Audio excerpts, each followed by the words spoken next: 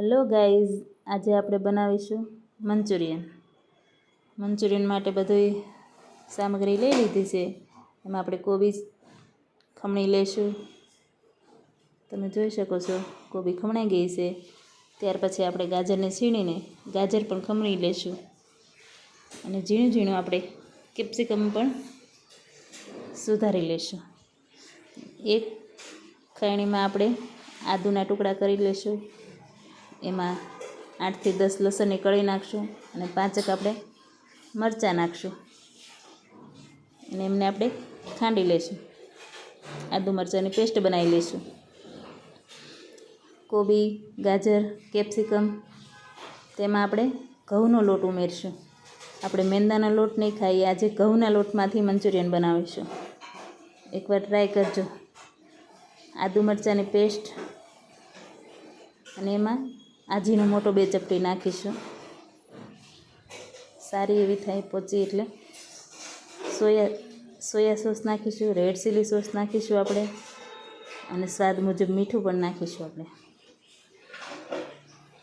સ્વાદ મુજબ મીઠું નાખીને આપણે સારી રીતે મિક્સ કરી લઈશું. એમાં થોડોક ક્રિસ્પીનેસ માટે કોર્નફ્લોર નાખીશું. કોર્નફ્લોર આપણે થોડોક જ ઉમેરીશું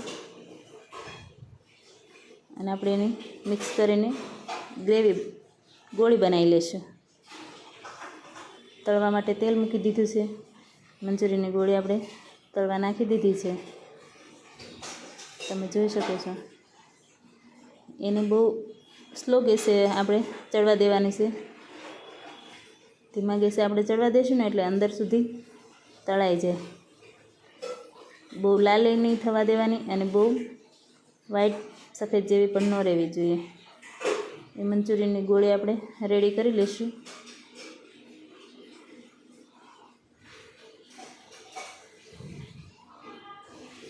તમે જોઈ શકો છો આપણે હવે તૈયાર છે.